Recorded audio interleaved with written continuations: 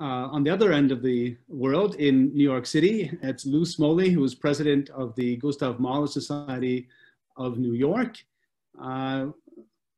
Lew, welcome. Well, thank you so much, Morten, for having me. You know, I sit here and watch these wonderful faces, and I say, the foundation is a miracle for Mahler. Well, we had hoped over the years to join Mahler societies together. It's a remarkable job, very difficult, and some quickly disappeared, but you did it. So I congratulate you not just on these Mahler hours, but on just the fact that you've done this connection that we all hoped would happen one day. We have a tremendous organization, and the paradox of COVID is that while we're all apart, it's brought us so much closer together. And that, of course, is what we're celebrating around the world now. But let's turn to New York. You know, in the last years of Mahler's life, Mahler was the conductor at the Metropolitan Opera and the New York Philharmonic. How is Mahler's legacy still felt in your city, Lew, today? Well, the interesting thing, I think, is that since the so-called Mahler Renaissance of the 60s, there has been, if anything, an increase in Mahler's presence in New York at concert halls, recital halls for the songs, even at universities and colleges. I'll mention something we did only last year in that respect. But there is no abating at all of interest in and knowledge about Mahler. It increases, if anything. And his presence is felt, I think, more than maybe a lot of the composers who we all know and love. Nevertheless, Mahler gets an attention that few get. Well, he has the, you know, he's a little bit one of your own too, right? I mean, he did spend time there. I think that does make an impact on the public perception. Tell me a little bit about the Gustav Mahler Society of New York. And I may take a breath. It's to spend anything less than hours going through. We don't have it. I know. To talk about the Mahler Society's background and its history after nearly 50 years is remarkable, but I'll do the best I can quickly. We were founded in the early 70s, not at the crest of this Mahler wave, but at its relative inception. And it was a very wonderful little group of Mahler lovers who went to pretty much every concert in New York City that was given that included Mahler's music. And we met after the concert in a cafe across the street from Carnegie Hall, for example, and had ourselves a great time talking about the performance. Sometimes it was a little hard hat, but nevertheless, it was fun to do that. From that came about a desire to expand our horizons. And from then, we grew to a sizable organization that is very, very much desirous of continuing its programming activities. That was, I think, the mainstay of the Mahler Society all these years. We invited noted Mahler scholars, for example, yourself, and so many others. I prepared a list, and if I went through the list, I'd be over time.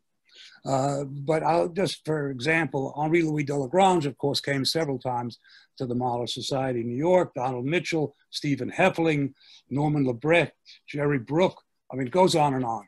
We also had performances given to the extent that we could. I mean, obviously, we didn't do the 8th.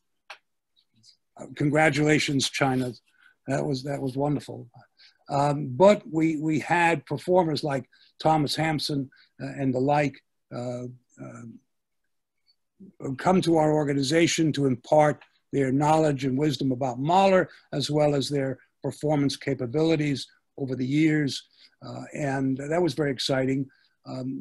Particularly in memory is the evening we spent with Ricardo Chailly and other conductors, Andrew Litton, Thomas Sanderling, and most recently Gerard Schwartz, who few know actually recorded all of Mahler's symphonies.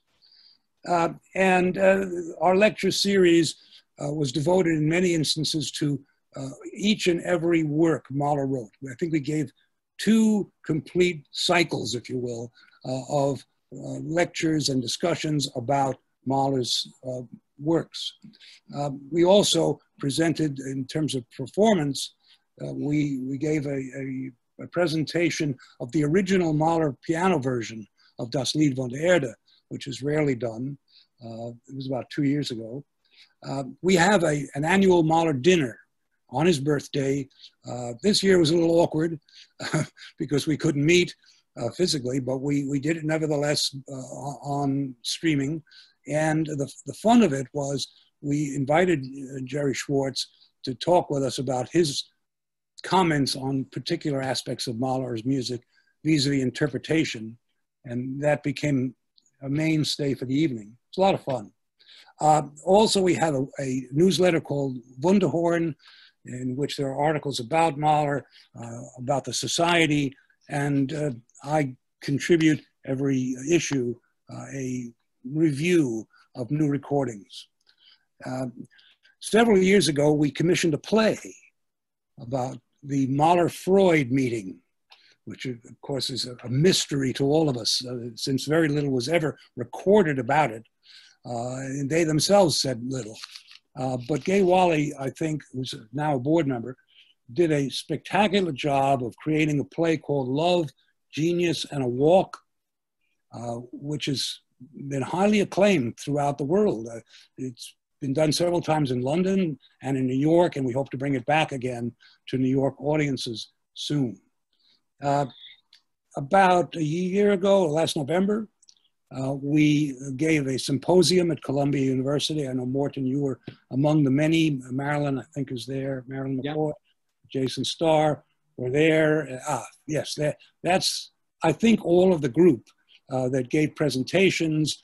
We also had a recital of Mahler and other composers' songs on the evening of the last day of the symposium, and the premiere of 2 films by Jason Starr, one on the first and one on Lieder eines Veränderten Gesellen.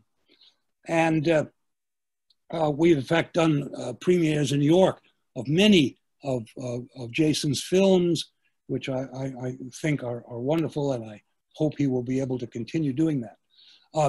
On a very, very brief level, only a couple of things I wanted to mention about the unique things we do in the society, and that is, one, we frequently give social evenings where people can just come together and have coffee and cake and talk about their experiences with Mahler.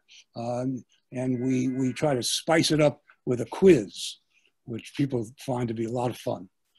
We also have a record jury that meets occasionally, a panel of music critics that talk about new recordings. And we gave, I think somebody talked about Mahler's sojourn in New York. Well, of course, he was here for a while, not very long, but we gave a walking tour of the city to our members, where we went to places Mahler performed at, he lived in, and even just walked through, like the parks in New York. So with that breathlessness. It's a tremendous list, Lew, and I'm sure it can go on. You know, it sounds to me like almost every angle you can shine on Mahler and New York, but not just New York, is at the core of what you do. How often do you get together? Because these, you're listing here things that have taken place, I know, over many years, but it sounds like a very active group. Yes. Well, we get together, I would say it's on an average 3 or 4 times a year, mostly for presentations of some sort or another. And we don't have our own place.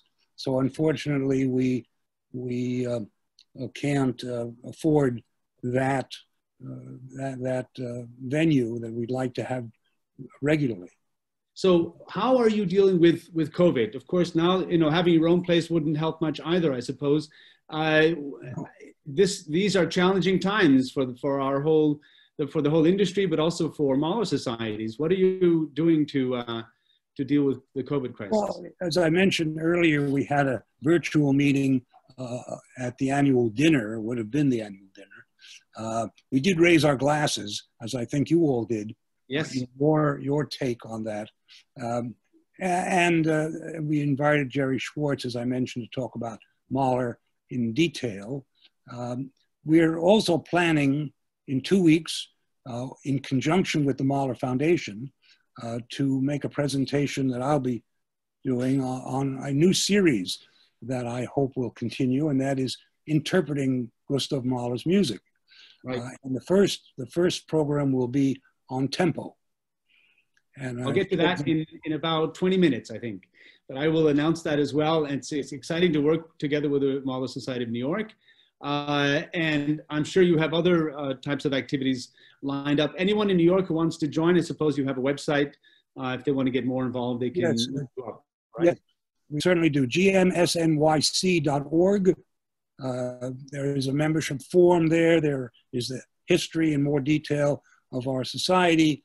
There are articles about Mahler. There's one of the Wunderhorn issues there for you to examine. So I think it's a good synopsis. And if I may say so, was one of Henri Louis' favorite Mahler Society publications. Yes. God rest him. And yes, so yeah, we'll be going on. This is not a society that is easily daunted. I look forward to the foundation that again is a miracle in itself.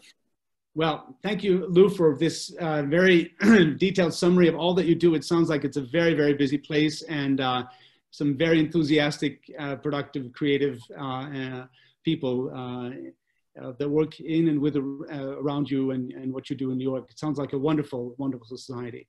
So thank you again. I'll touch a little bit on your programming point that you came up with. And for now, thank you to New York. Thank you again.